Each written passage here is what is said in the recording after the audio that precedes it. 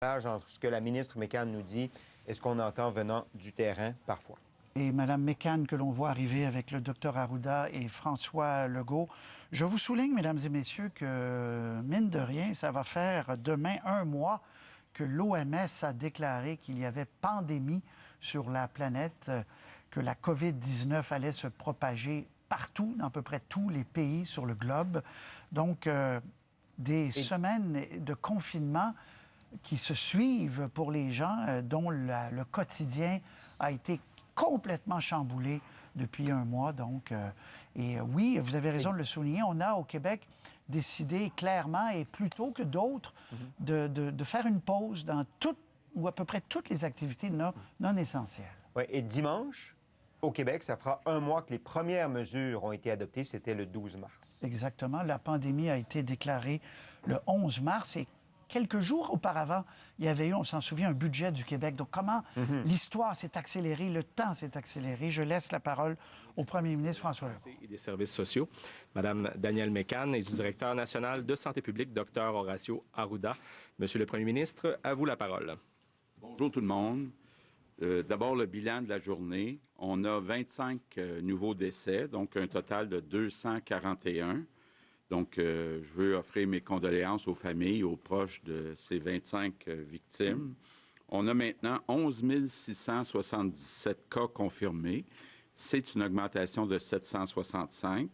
On a 733 personnes qui sont hospitalisées. C'est une augmentation de 54. Mais quand on regarde les hospitalisations, on a maintenant 186 personnes qui sont aux soins intensifs. Donc, c'est une diminution de 10 par rapport à hier. Donc, ce qu'on voit, c'est que le nombre de personnes hospitalisées et aux soins intensifs se stabilise encore. Ça commence à faire quelques journées de suite. Évidemment, on continue d'avoir des décès, puis on va continuer d'avoir des décès, en particulier dans les CHSLD, parce qu'on a dans les CHSLD des personnes qui sont déjà malades, donc qui sont plus vulnérables lorsqu'elles sont atteintes de COVID-19. Mais je peux vous dire qu'on va tout faire pour sauver le maximum de personnes dans les CHSLD. D'ailleurs, cet après-midi, Danielle Mécan, avec Marguerite Blais, puis avec le docteur Nguyen, vont annoncer une équipe qui va s'assurer que dans chaque CHSLD, d'abord, on a les bonnes méthodes pour s'occuper des patients, c'est ce qui est le plus important. S'assurer aussi qu'on fasse bien le dépistage, donc les tests autant du côté des patients que du côté du personnel. Et s'assurer aussi que tout le personnel utilise le matériel de protection individuelle quand il s'approche des patients. S'assurer aussi de l'organisation, les zones chaudes, les zones froides. Donc, je pense que vous allez le voir, là, c'est une belle équipe. Et puis, on a des experts comme le docteur Nguyen qui vont nous aider à nous assurer qu'on s'organise le mieux qu'on peut dans chaque CHSLD au Québec. Je veux revenir quand même sur les résultats du jour, des derniers jours. Évidemment, on n'aime pas personne voir des décès, mais quand on compare nos résultats avec les pays en Europe ou avec les États-Unis, on voit que les mesures que les Québécois ont accepté de mettre en place donnent de bons résultats. Donc, on a, toute proportion gardée, moins de décès, moins de personnes hospitalisées. Donc, notre réseau, nos hôpitaux sont plus sous contrôle que dans plusieurs autres endroits dans le monde. Ce qu'on voit aussi, puis on est prudent, c'est qu'on est en train d'atteindre le haut de la vague. Donc, on voit là que les augmentations se stabilisent. Donc, on est en train d'atteindre le haut de la vague. Puis en plus, bien, la vague est moins haute qu'ailleurs, et moins haute même qu'on avait anticipé. Donc, ce sont des bonnes nouvelles. Évidemment, on va continuer de suivre dans les prochains jours les résultats. On va espérer que les résultats, les données continuent d'être bonnes, mais il y a toute raison de croire qu'on est en train d'atteindre là, le fameux pic, le fameux sommet, donc que ça va se stabiliser, puis ensuite redescendre. Puis, je pense qu'on va, en tout cas je l'espère, être capable dans les prochains jours de passer à une nouvelle étape. Et aujourd'hui, je veux vous parler de nous autres, les Québécois. Je veux parler aux Québécois, d'abord pour qu'on regarde ensemble ce qu'on a fait depuis quelques semaines. D'abord, nos anges gardiens qui ont sauvé des centaines de vies de Québécois et de Québécoises.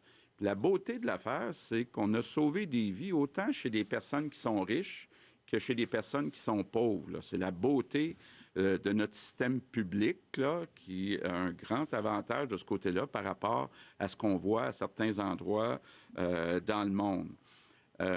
Mais je pense aussi à nous autres, les Québécois, comme peuple. Tout ce qu'on a fait depuis quelques semaines, tellement vite, les habitudes qu'on a changées au cours des dernières semaines, notre vie a changé depuis quelques semaines. On a fait, bien sûr, des sacrifices économiques importants, mais on a fait ça pour les plus vulnérables. Je pense que ça nous honore comme peuple. On peut être fiers de cette décision-là qui a été, en tout cas je l'ai senti, supportée par toute la population. Évidemment, dans les prochaines semaines, on va continuer de se battre et je demeure convaincu qu'on va la gagner, cette bataille-là, ensemble. Parce que les Québécois, là, les 8,5 millions de Québécois, quand on se met ensemble, il n'y a rien qui peut nous arrêter. Et on sait ça, nous, les Québécois, quand il fait moins 30 au mois de janvier ou quand il y a de la neige au mois d'avril, comme on l'a vu hier, on le sait que le beau temps va arriver. On le sait que le printemps va éventuellement arriver. Et c'est ça que je veux dire aux Québécois. Les beaux jours s'en viennent. Bientôt, encore une fois, si tout se passe comme on le voit depuis quelques jours, on va pouvoir recommencer avec prudence à réouvrir l'économie, à retrouver une vie plus normale. On va le faire d'une façon intelligente. On va le faire en gardant des nouvelles bonnes habitudes qu'on a prises dans les dernières semaines. Tranquillement, le Québec va renaître, un peu comme la nature au printemps. Et le Québec va renaître, mais on ne sera pas tout à fait pareil comme on était avant que ça arrive, cette crise. Et bien honnêtement, moi, je pense qu'on va sortir grandi de cette épreuve. Plus unis, plus forts, et on va pouvoir, dans les prochains mois, les prochaines années, construire un Québec qui est encore plus prospère, qui est encore plus fier. Et ça, c'est peut-être le bon côté de la crise. Donc, c'est ça que je voulais vous dire aujourd'hui. Courage, l'espoir est là, on va y arriver, les beaux jours s'en viennent. Puis je termine en vous souhaitant à tout le monde une belle fin de semaine de Pâques, chacun chez soi. Prenez bien soin de vous. Merci. Merci. Maintenant en anglais. Good afternoon. Bon après-midi. Aujourd'hui, je veux dire quelques mots sur nous, les Québécois. Dans les dernières semaines, nous avons tous changé notre vie pour protéger les plus vulnérables d'entre nous. On peut être fier de ce qu'on a accompli. On fait tout en notre pouvoir. On fait tout en notre pouvoir pour remporter le combat de notre vie, de nos vies. Nous avons encore un chemin difficile devant nous. Mais quand le Québec est uni et nous agissons tous ensemble, rien n'est à notre épreuve. Nous, les Québécois, savons une chose. Dans les difficultés d'hiver, nous savons que le printemps s'en vient. Nous savons que de beaux jours s'en viennent. Dans les prochaines semaines, nous allons graduellement redémarrer notre économie, mais nous le ferons de manière intelligente et nous allons conserver nos bonnes habitudes. Et le Québec va émerger plus fort et plus uni que jamais. Je répète encore une fois, les beaux jours vont revenir. Alors, je souhaite à tout le monde une belle fin de semaine de Pâques. Restez chez vous, s'il vous plaît, et prenez soin de vous. Alors, pour la période des questions en français, nous allons débuter aujourd'hui avec Louis Lacroix, Cogeco Nouvelles. Bonjour, Monsieur le Premier ministre, Mme McCann, Monsieur Arruda. On ne nous entend plus parler des tests depuis peut-être quelques semaines, là. Est-ce qu'on peut avoir une espèce de compte-rendu? Combien de tests on a fait jusqu'à maintenant? Combien on en fait par jour? Est-ce qu'on a changé la stratégie de test? On n'en entend plus parler de votre part. Ça a comme été évacué des statistiques que vous donnez. Je comprends qu'il y en a beaucoup, là.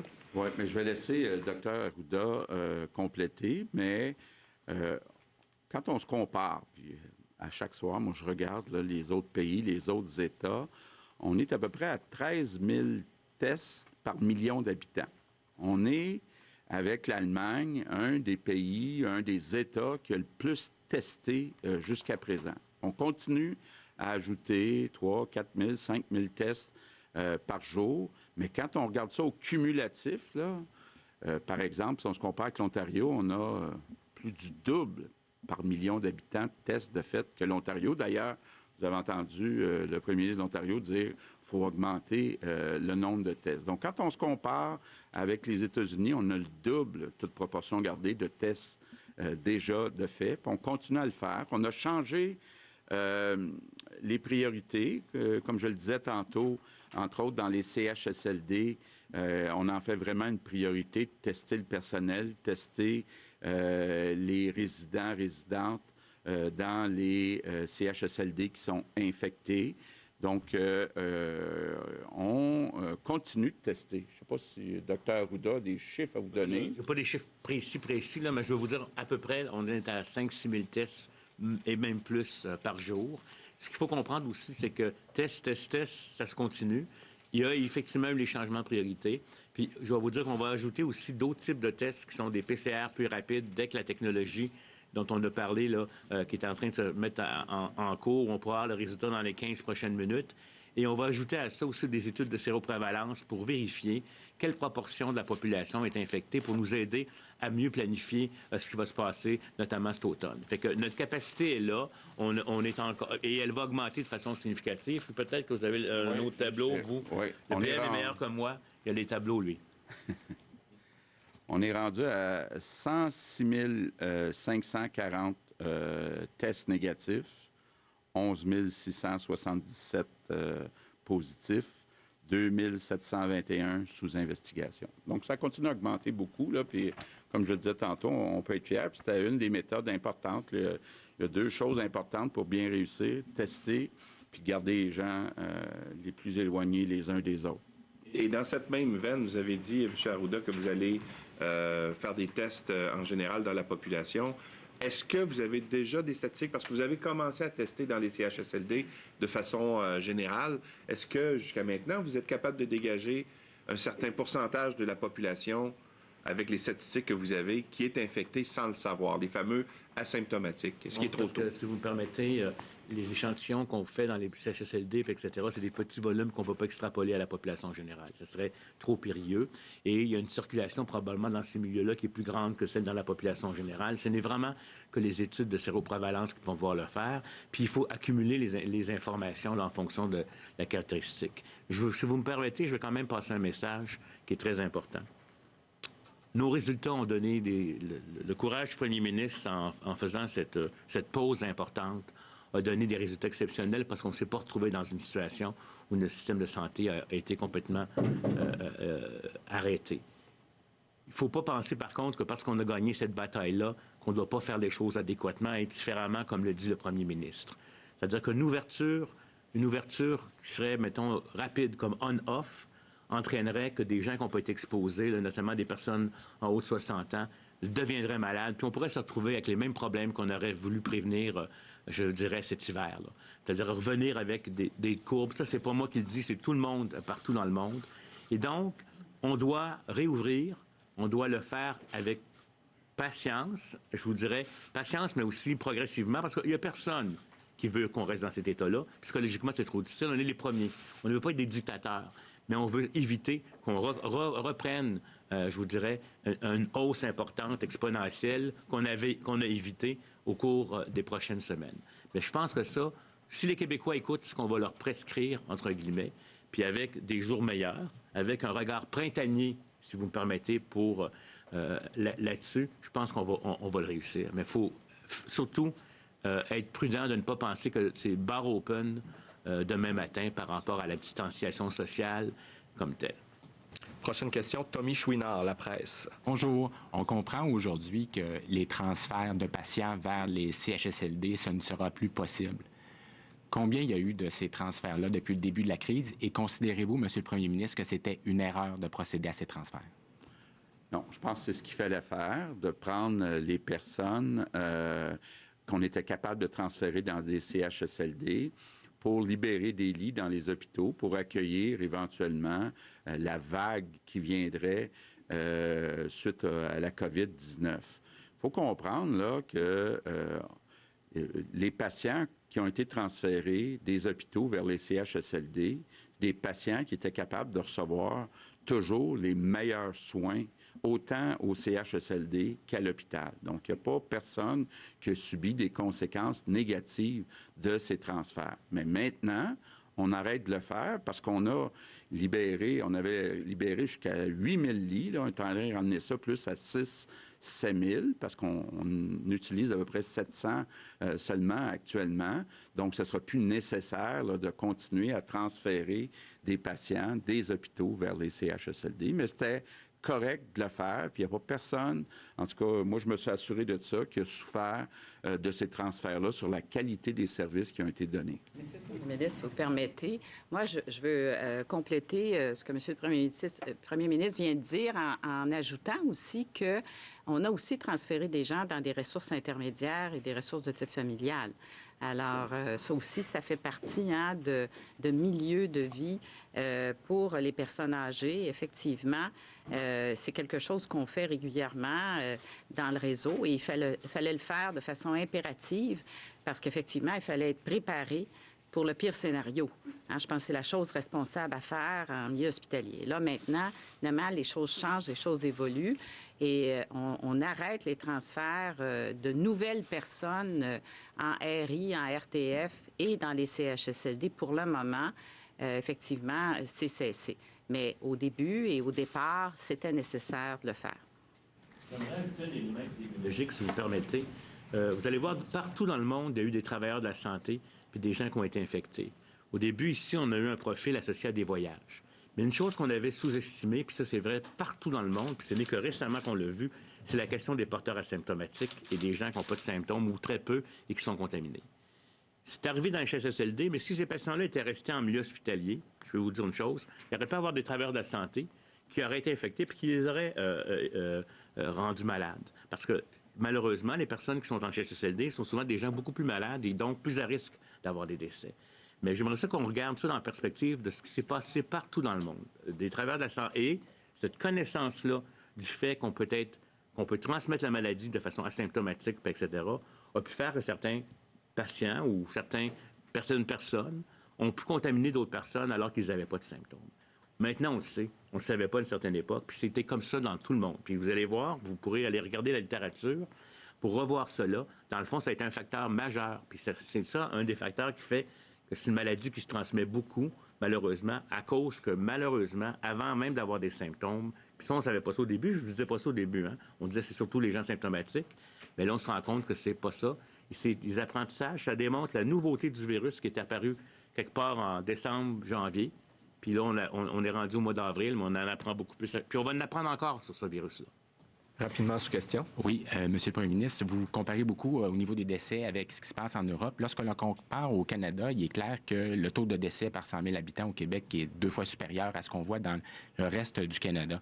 Qu'est-ce qui explique cette situation et comme il y a beaucoup de décès dans les CHSLD, est-ce que les pratiques qui ont eu cours depuis le début de la pandémie peuvent être en partie responsables de la situation?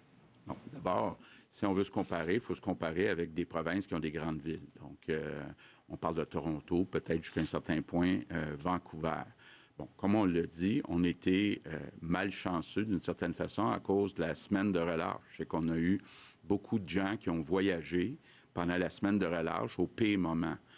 L'Ontario était avec une semaine de relâche 2 semaines plus tard qui a été annulée. Donc, il y a cet effet-là. Il y a le fait aussi que, puis on est en train encore de l'analyser, il y a quand même beaucoup de liens entre Montréal et New York, beaucoup de liens entre Montréal et la France. Et on sait que la France, c'est très difficile, même encore actuellement.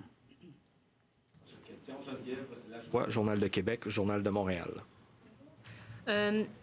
Vous avez dit, M. Legault, plus tôt cette semaine, si on veut que les travailleurs retournent travailler, que va-t-on faire avec les enfants?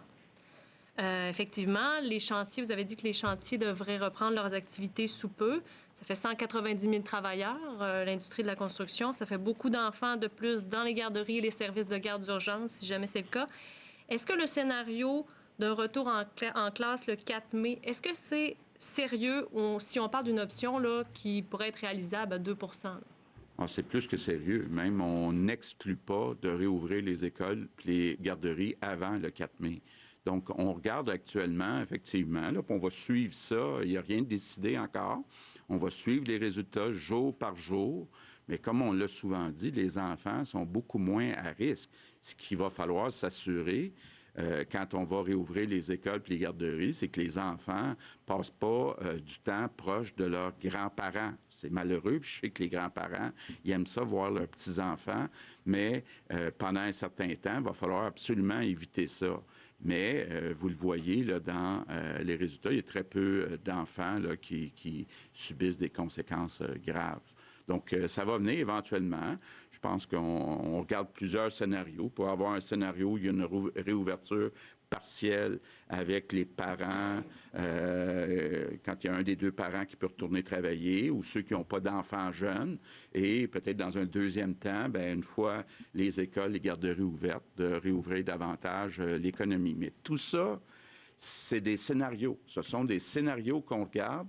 Ce qu'on a besoin, c'est de l'accord de la santé publique. On suit ça. Là, on a eu 4-5 bons jours de résultats.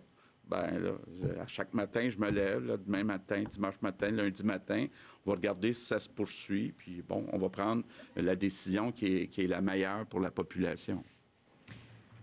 J'aimerais savoir, est-ce que toutes les personnes dont on soupçonne qu'elles puissent être décédées suite à une infection à la COVID-19 sont testées post-mortem et est-ce que ces données-là sont incluses dans les statistiques que vous nous présentez tous les jours? Oui, tout à fait. Il faut comprendre que la très grande majorité des gens qui ont un diagnostic de COVID-19 ont passé un test là, maintenant, vu qu'on a le test de dépistage. C'est arrivé que dans certaines situations, il y a eu des mortalités puis il y a eu des tests post-mortem. C'est arrivé, là, je ne peux pas vous dire le chiffre exact, mais c'est sûr que ces personnes-là sont comptées dans nos statistiques. Mais par contre, ce qu'on ne sait pas, c'est est-ce que tout le monde le fait comme ça. Donc, quand on compare nos taux de décès par million d'habitants, on ne sait pas si les autres États ou pays calculent bien tous ceux qui sont décédés de la COVID-19.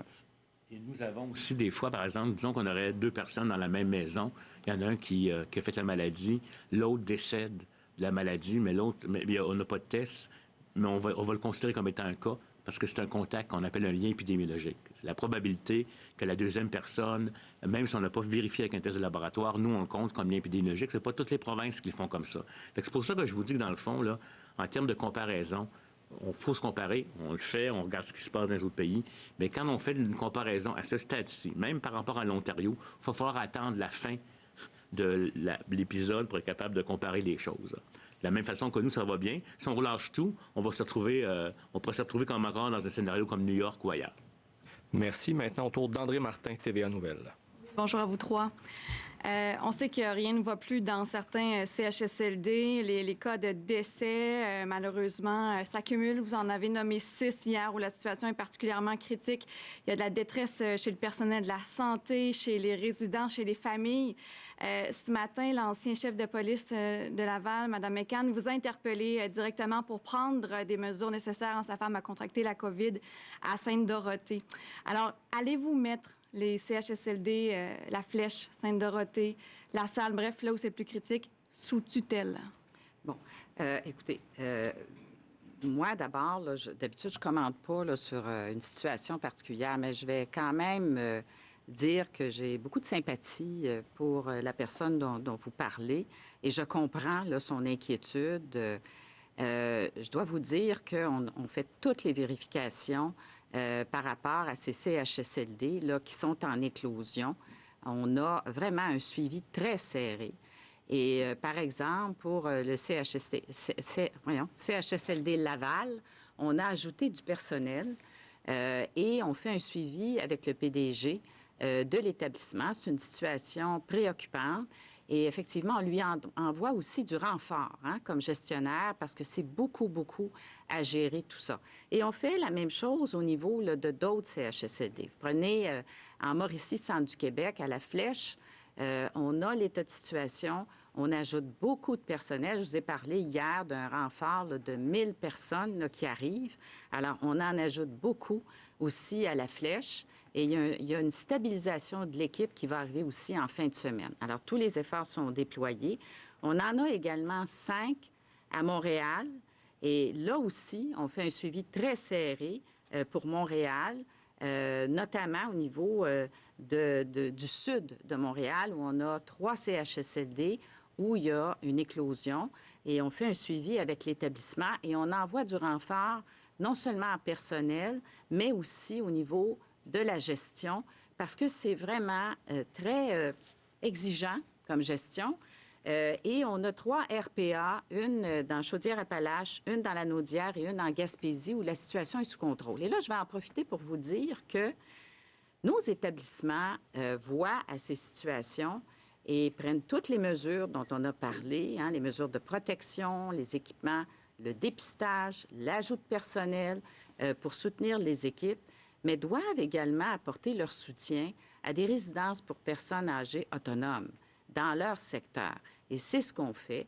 D'ailleurs, il y a certaines résidences où, malheureusement, le personnel a été touché et il y a eu des contacts et il restait presque plus de personnel. Et c'est l'établissement, le CIUS ou le CIUS, qui a apporté son aide et qui a pris en charge cet établissement. Alors, ce que je veux vous dire aujourd'hui, c'est qu'on fait un suivi très, très serré de ces situations. Et pour Laval, comme vous le savez, notre directeur national de santé publique vous a dit qu'il y aurait une enquête épidémiologique. On veut évidemment savoir qu'est-ce qui s'est passé.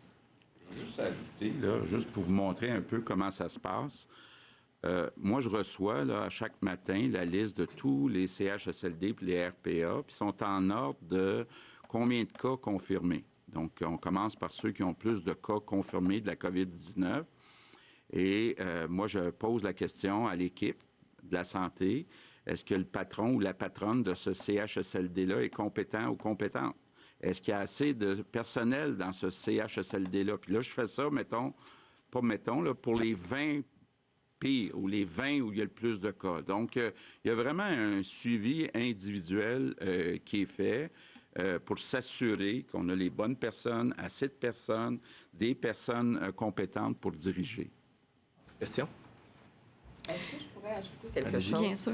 Parce que je veux vous dire là, que, juste vous mentionner, en CHSLD public et privé, on a 40 000 résidents au Québec. On a 1054 cas confirmés. Pour les RPA, on a 131 000 résidents. On a 291 cas confirmés. Et pour 39 000 résidents en ressources intermédiaires et RTF, on a 122 cas confirmés. Simplement pour vous donner une information là, qui met les choses en perspective, chaque cas est important et chaque situation, chaque milieu, on fait un suivi très serré. Madame Martin? Il n'y a pas une journée qui passe sans qu'on entende ou qu'on lise des témoignages bouleversants de la part des familles qui sont pas capables d'avoir de nouvelles de leurs proches qui sont à l'intérieur des résidences ou des CHSLD. Ce sont vraiment des situations crève-cœur pour plusieurs et pour les personnes qui sont à l'intérieur aussi, qui ne voient pas leurs proches. Plusieurs personnes vous demandent d'instaurer ne serait-ce que des employés préposés aux communications. Est-ce que vous planchez là-dessus concrètement? C'est fondamental. Hein? Il faut que ça soit fait maintenant. On comprend que les équipes sont débordées, mais on a des offres. On a même des médecins spécialistes qui sont prêts à venir donner du renfort à court terme, là, maintenant, parce qu'on sait que nos médecins spécialistes, hein, parce qu'on a délesté beaucoup d'activités dans les hôpitaux. Moi, j'ai eu plusieurs conversations avec la présidente de la Fédération des médecins spécialistes. Et un médecin spécialiste, c'est aussi un médecin à la base. Et ils offrent vraiment de venir apporter leur aide et c'est en train de s'organiser là, pour vraiment entrer en contact avec les familles. On a 450 médecins de famille qui travaillent déjà là et eux aussi vont être impliqués dans les communications avec les familles. Alors moi, je peux rassurer les familles et la population que ça, c'est une grande priorité, la communication, étant donné la situation très particulière que nous vivons. Et ça, il faut que ça soit réglé maintenant. Merci. Autour d'Isabelle Porter, Le Devoir. Oui, bonjour. Ma question est pour M. Legault. Vous avez dit qu'on allait bâtir un Québec encore plus prospère. Il y a un comité ministériel qui est en train de penser à la restructuration de l'économie. Je voudrais savoir qu'est-ce qui va arriver du plan de lutte contre les changements climatiques qui devait être déposé pas mal maintenant. Est-ce que l'environnement va avoir une place et laquelle là, dans ce nouveau Québec? Bien, écoutez, la responsabilité du gouvernement dans une récession, c'est d'en faire plus que moins. Donc, que ce soit en environnement, que ce soit toutes les infrastructures routières, que ce soit le transport en commun, les hôpitaux, c'est le temps d'accélérer. D'ailleurs, je manque jamais une occasion, comme hier, quand j'ai ma rencontre téléphonique avec Justin Trudeau, de dire qu'on aimerait ça avoir l'aide du gouvernement fédéral pour augmenter les infrastructures. Donc, par exemple, en environnement, les projets qui sont prévus de transport en commun, s'il y a une chose, c'est qu'on va les accélérer. J'ai déjà parlé avec Régis Labaume, entre autres, de ça. Là, je voudrais qu'on soit plus prêt à accélérer. Donc, il n'est pas question de retarder quoi que ce soit. Sinon, j'aurais une question pour Mme McCann. Concernant l'aide des médecins spécialistes, je crois comprendre qu'il y a de nombreux médecins spécialistes qui n'ont pas été payés depuis plusieurs semaines parce que leur situation, leur rôle a changé. Quand est-ce que ça va être corrigé? Puis, combien on va payer des médecins spécialistes qui seraient appelés à faire des tâches plus cléricales dans des CHSLD? Bien, écoutez, d'abord, on a une entente avec les médecins spécialistes là, qui devrait être ratifiée là, à très, très court terme dans le cadre de la COVID-19. Alors, c'est cette entente là, qui va prévaloir. Et on ne parle pas de tâches cléricales, là, on parle de tâches médicales. Parce que quand on communique avec la famille sur l'état de situation de santé du résident, c'est une tâche médicale. Alors ça, c'est prévu dans l'entente avec les médecins spécialistes. Prochaine question, Olivier Bossé, Le Soleil. Bonjour. Mardi, avec les spécialistes de l'Institut, on nous a parlé d'un pic, d'un sommet vers le 18. Depuis ce temps-là, on parle beaucoup de rouvrir. Même aujourd'hui, vous dites on est au pic ou presque. Est-ce que vous ne craignez pas d'envoyer un message contradictoire et peut-être payer pour ça dans les prochains jours, prochaines semaines auprès des gens? Non, ce que j'essaie de faire, c'est d'envoyer un message d'espoir, de dire on commence à voir la lumière au bout du tunnel. On est à la veille, on l'espère, là, puis c'est ce que les chiffres nous disent depuis quelques jours, d'atteindre le sommet, puis enfin redescendre. Donc, les gens, je sais qu'entre autres, les entrepreneurs, les parents qui ont des enfants un peu turbulents, etc., je veux leur donner de l'espoir. Mais en même temps, on va être prudent. Donc, on va suivre les résultats pour être bien sûr qu'on est au sommet puis qu'on ne relance pas les choses. Mais en même temps, je pense qu'il faut donner un peu d'espoir à la population aussi. Si vous me permettez, je vais ajouter le fait que les équipes de santé publique ne vont pas relâcher leurs interventions. Autour de chacun des cas et des contacts, on va faire des interventions comme telles. Et cette surveillance-là, puis à la fois de la séro... Parce que dans les faits aussi, il faut comprendre que, par exemple, les jeunes qui pourraient attraper la maladie avec presque pas de symptômes, etc., c'est comme si on les vaccinait. c'est la vaccination naturelle qui va s'installer. Et c'est important dans la société qu'il y ait une certaine partie de la population qui soit vaccinée. Il y a des pays qui ont décidé de laisser ça aller au début là, comme tel. Nous, on n'a pas voulu ça parce qu'on avait peur qu'on ait des impacts au niveau du milieu des soins, pas se retrouver comme l'Italie ou d'autres pays. Et donc, c'est ça qu'il faut être capable de maintenant faire l'équilibre. Une réouverture, on ouvre le robinet progressivement, on mesure, on ouvre le robinet, on mesure, on voit ce qui se passe, puis à ce moment-là, on va revenir vers la normale. Parce que c'est sûr que ce sera intenable. Vous savez, là, moi, je m'ennuie énormément de ne pas voir personne de ma famille, et je peux comprendre les parents, les grands-parents, puis c'est difficile. J'ai des collègues même qui m'interpellent en disant qu'on va permettre aux gens de sortir, de faire des choses, mais cette distanciation sociale-là, les rassemblements, il va falloir encore éviter ça un petit bout de temps. Puis on va mesurer ça en mesure, puis nos conseils vont être en fonction de ça.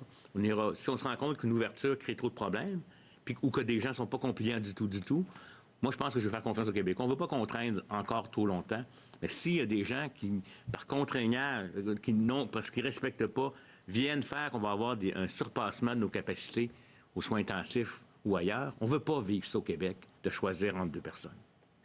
L'autre question, c'était sur qu'est-ce que vous dites aux gens de 70 ans et plus qui ont entendu ce que vous avez dit hier puis qui ont été ébranlés clairement par ça?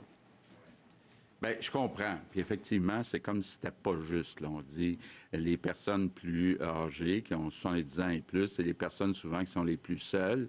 Puis là, on est obligé de dire, bien, étant donné que ce sont les personnes les plus vulnérables, bien, il va falloir se tenir à 2 mètres de ces personnes-là, peut-être plus longtemps que les plus jeunes.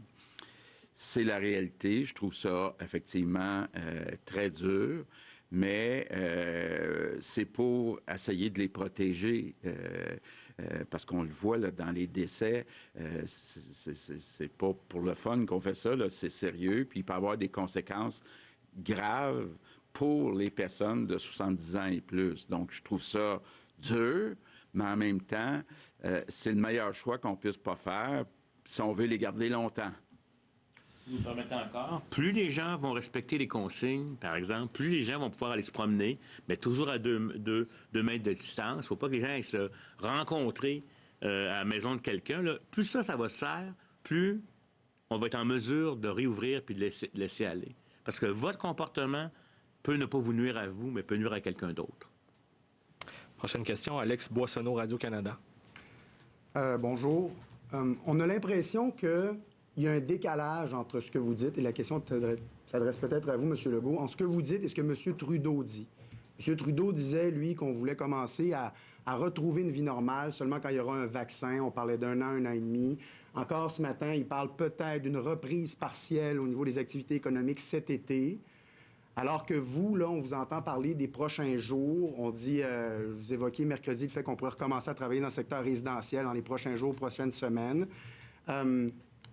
Comment vous... puis il y a l'Organisation mondiale de la santé aussi qui dit qu'il faut être très prudent lorsqu'on parle du déconfinement, qu'il y a même un gros risque là-dedans, et là, on pense à rouvrir les écoles avant le 4 mai. Comment est-ce que vous expliquez ce décalage-là, peut-être avec le gouvernement fédéral? Est-ce que M. Trudeau est plus en phase avec la santé publique, plus prudent, et vous peut-être plus en phase avec la réalité économique? Non, je pense pas. En tout cas, moi, de mon côté, j'essaie d'avoir un équilibre entre la santé puis l'économie. La situation est différente d'une province à l'autre aussi.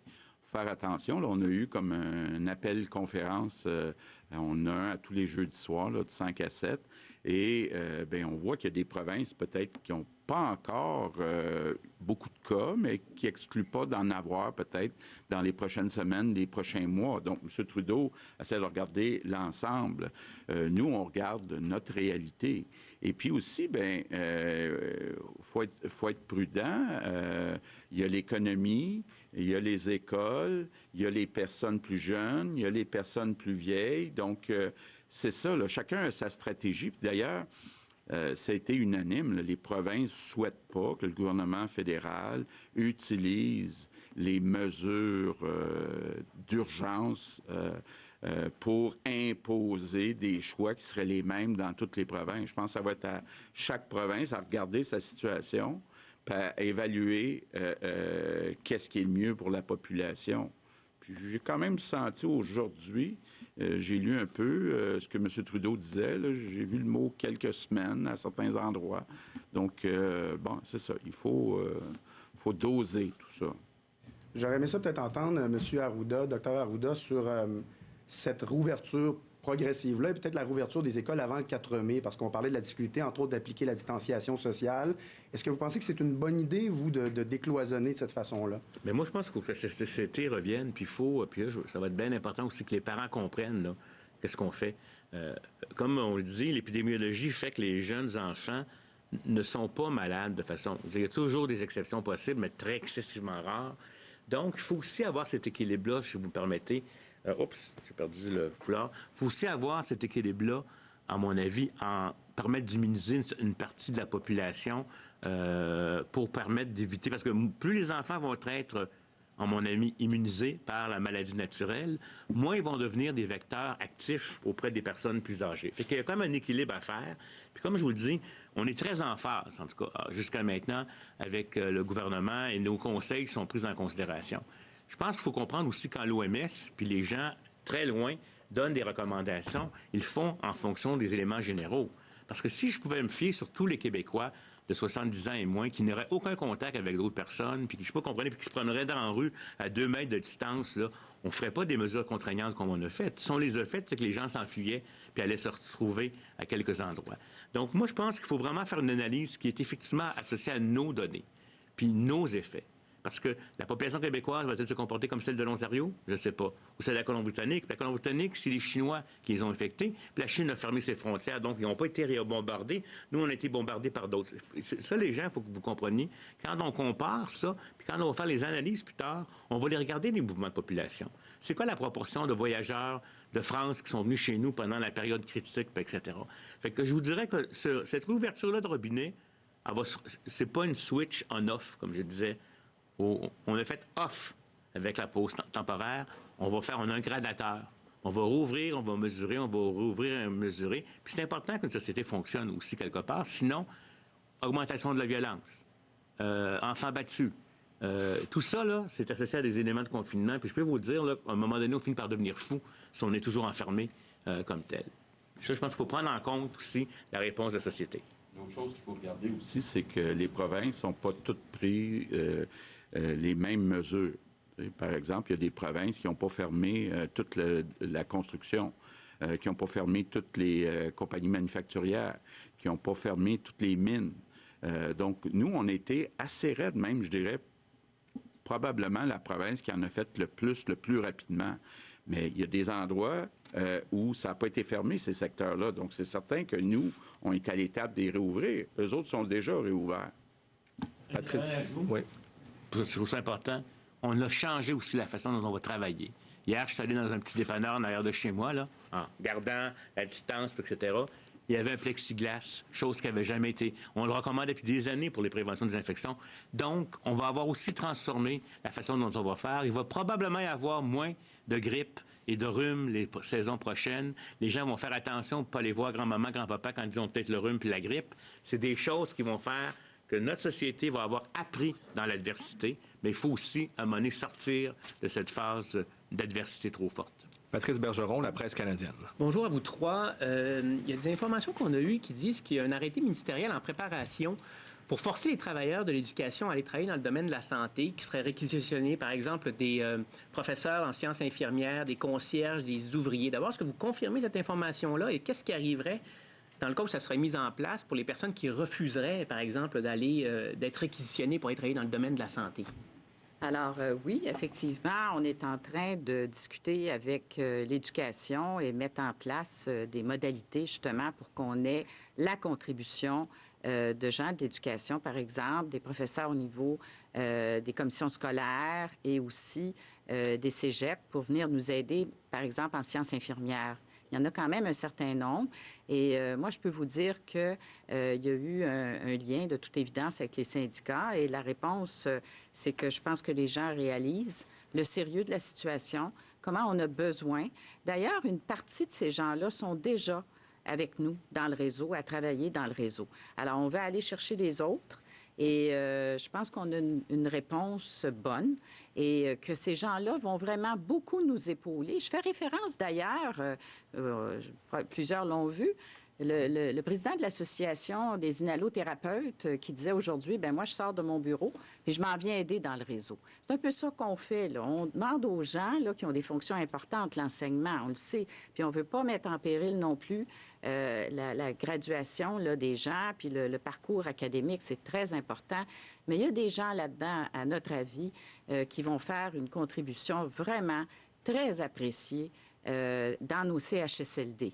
Alors, c'est vraiment pour ces gens-là, pour les CHSLD qu'on a fait cette demande parce que dans notre réseau, on met à profit tout le monde qu'on peut mettre à profit. On a redéployé des gens du secteur hospitalier, par exemple, mais on doit dire qu'il y a quand même pas mal de monde, par exemple, des femmes enceintes, on en a 3000 qui ne peuvent pas être sur le terrain, des gens qui ont 70 ans et plus, également des gens, des travailleurs qui ont été touchés par la COVID-19 et les contacts.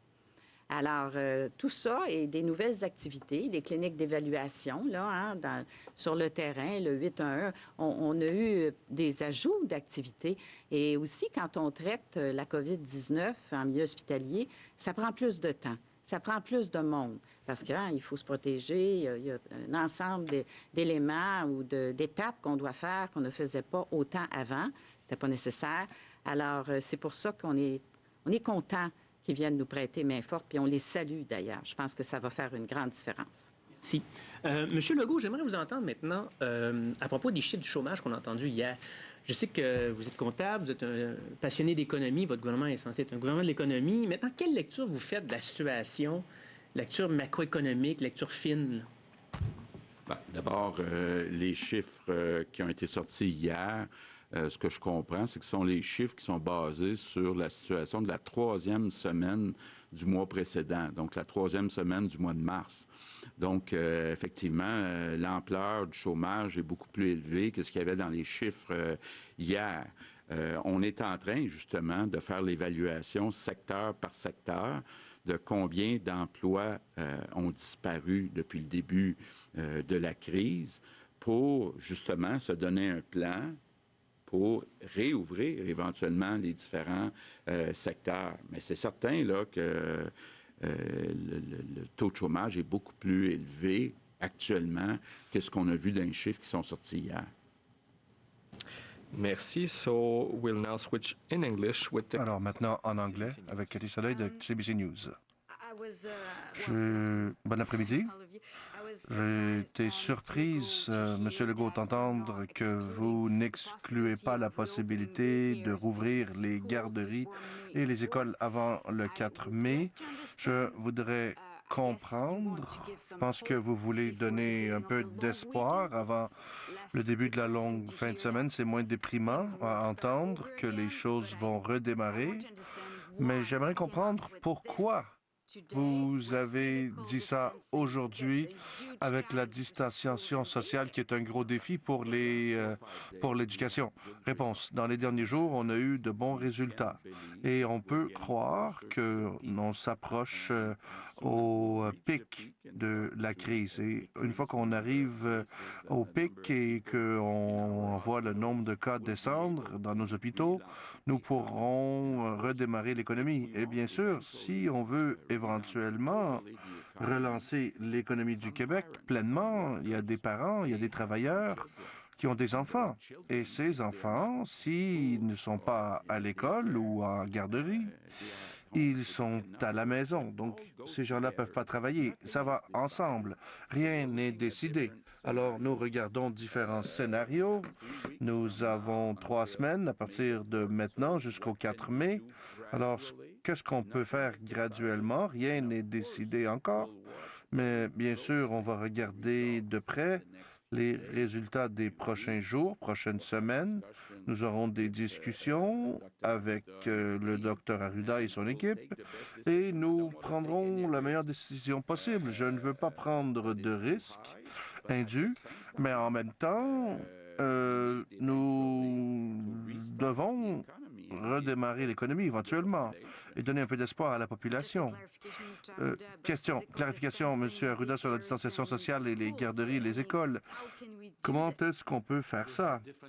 Il y a différentes stratégies qui peuvent être analysées en utilisant différents espaces que ceux qu'on utilise d'habitude, en baissant le nombre d'enfants dans une cohorte, dans un groupe. Ce sont les scénarios envisageables. Et qu'est-ce qui aide, c'est que les enfants, même s'ils ont la maladie, ils n'iront pas à l'hôpital et ils seront presque immunisés contre ça. Et ils ne contribueront pas à répandre l'infection vers les plus âgés. C'est pour ça qu'on veut avoir une séparation entre ceux qui sont à risque et ceux qui ne sont pas à risque. Et c'est presque comme avoir un vaccin. Comme avant, avec la varicelle, vous vous rappelez, quand les enfants étaient malades, on voulait qu'ils attrapent la varicelle jadis. Maintenant, il y a un vaccin. Il y a des rares cas de complications. C'est pour ça qu'on utilise le vaccin. Mais c'est cet équilibre que l'on veut garder. On va ouvrir graduellement la champlure, le robinet ou le thermostat et mesurer et augmenter et mesurer constamment. Et si on ne fait pas ça, les gens vont virer fous. Ils vont avoir des problèmes de dépression, de suicide. Et si on garde les gens confinés pendant longtemps. Alors, c'est aussi, on ne veut pas avoir un système qui sera enseveli par les cas, mais en même temps, on veut prévenir d'autres problèmes aussi. Merci. Notre prochaine question, c'est Raquel Fletcher, Global News. 2811 employés ont la COVID-19. Leurs syndicats disent qu'ils ne peuvent pas faire de distanciation sociale et ils n'ont pas pu travailler de la maison. Est-ce que le ministre suit ses propres règlements? C'est où? Le 811. Nous allons examiner ça parce que nous devons appliquer les mêmes directives et règlements dans le service public que partout ailleurs. Alors, je vais regarder ça et nous devons respecter le 2 mètres le plus possible. Et c'est aussi possible pour le 811 de travailler de la maison et de faire le télétravail. Alors, je vais regarder la situation. Merci. Maintenant, M. Legault, le taux de chômage au Québec est maintenant 8,1 une augmentation de 3,6 sur le mois de février, qui est la plus grosse augmentation au Canada. À quel point est-ce que vous êtes préoccupé par le marché du travail au Québec et l'économie québécoise? Est-ce que le Québec est en récession actuellement? Réponse. Premièrement, malheureusement, les taux de chômage, c'est beaucoup plus haut que 8 maintenant.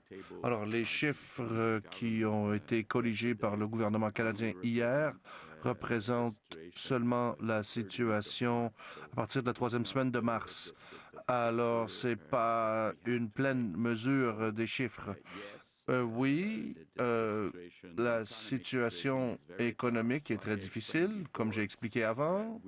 Nous avons décidé de fermer plusieurs compagnies pour sauver les gens les plus vulnérables de notre société. Là, dans les prochaines semaines, on va regarder comment on va réouvrir des PME et aider les PME qui en ont besoin. Il y a de l'aide déjà qui est en chemin du gouvernement fédéral et notre ministre de l'Économie, Pierre Fitzgibbons, est à élaborer un plan pour redémarrer l'économie. Nous aimerions aussi en faire davantage que moins dans l'infrastructure pour créer des emplois.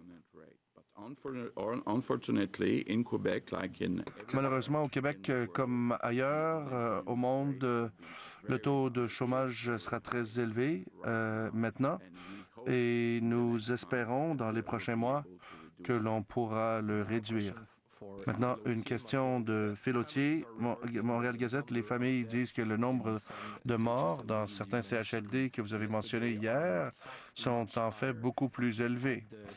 Au CHLD Alfred Desrochers à Montréal, le chef du comité des résidents dit que le nombre de décès là est de 17, pas 5, comme vous avez dit hier. Comment est-ce que vous expliquez la différence?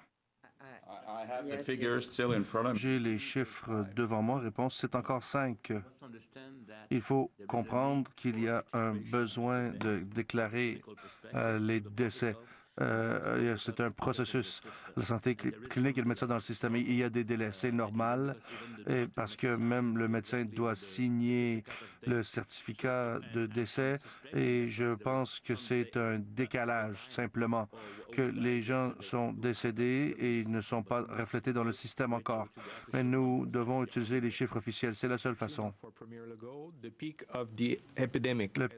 de l'épidémie n'est pas arrivé au Québec encore, mais beaucoup de discussions dans ces conférences de presse, c'est au niveau de relâcher les restrictions. Est-ce que ça donne du faux espoir aux gens? Je pense que premièrement, les Québécois ont besoin d'espoir. Deuxièmement, si on veut redémarrer l'économie, nous devons, pour certains secteurs, par exemple en construction, nous devons négocier des ententes avec les syndicats. Alors, c'est le bon temps de regarder différents scénarios et on va regarder les résultats dans les prochains jours, discuter avec le docteur Arruda et on fera les décisions au bon moment. Mais je pense que c'est normal à ce moment-ci que l'on regarde la possibilité de rouvrir et rouvrir l'économie. Et je pense qu'on a de bonnes raisons de croire en ce moment qu'on arrive près du pic. Merci. Et notre réponse, les médias qui ne sont pas représentés à l'Assemblée nationale, c'est de CTV News, City News Montréal. Pardon. C'est une question pour le premier ministre Legault. La Cour suprême du Canada a nié la demande de faire appel à la loi 21.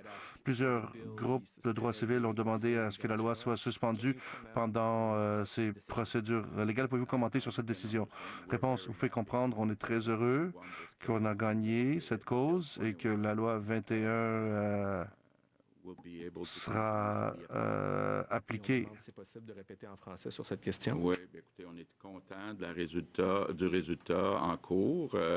On parlait de la suspension de la loi 21. Bon, il y aura évidemment d'autres recours sur le fond, mais pour l'instant, on est très content de voir que la demande pour suspendre l'application de la loi 21 a été refusée.